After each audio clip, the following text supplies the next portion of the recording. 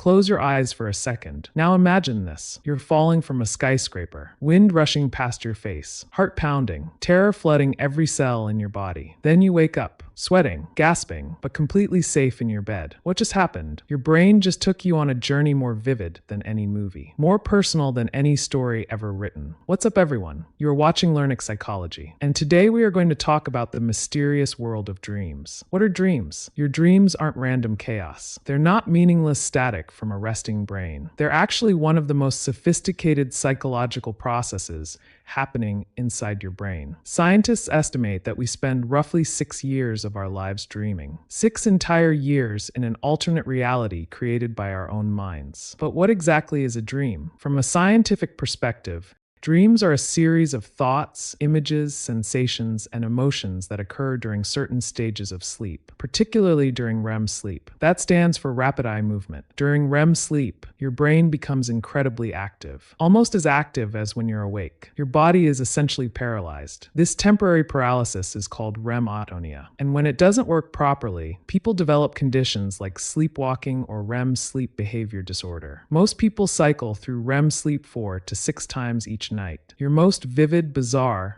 memorable dreams typically happen in the early morning hours. Why do we dream? The question of why we dream has always intrigued humans. And honestly, we still don't have one definitive answer, but we have several compelling theories. Let's start with the most famous one. Sigmund Freud, the father of psychoanalysis, believed dreams were the royal road to the unconscious. He thought dreams were wish fulfillment, a way for your unconscious desires and repressed thoughts to express themselves in disguised forms. If you dream about missing a train, Freud might say you're actually anxious about missing an opportunity in your waking life. Dreams do seem to reflect our emotional lives. Carl Jung had a different view. He believed dreams were a way for the psyche to communicate with the conscious mind, to bring balance and wholeness. Jung introduced concepts like the collective unconscious and archetypes. He thought certain dream symbols were universal across all human cultures. Let's move to more contemporary theories. The threat simulation theory suggests that dreams are basically our brain's way of rehearsing for danger. Throughout human evolution, those who could practice responding to threats in their dreams had better survival odds. Then there's the memory consolidation theory. This one has strong scientific support. Studies show that during REM sleep, your brain processes and consolidates memories from the day. It's sorting through information, deciding what to keep and what to discard. Dreams might be a side effect of this process. Random fragments of memories being shuffled and sorted. All of these theories probably contain some truth. Dreams are likely serving multiple functions simultaneously. Your brain is a multitasker, even when you're asleep. The science of lucid dreaming. Now let's talk about something truly fascinating. Lucid dreaming. A lucid dream is a dream where you become aware that you're dreaming while you're still in the dream. And sometimes you can even control what happens. Studies show that about 55% of people have experienced at least one lucid dream in their lifetime. And about 23% of people experience lucid dreams regularly, at least once a month.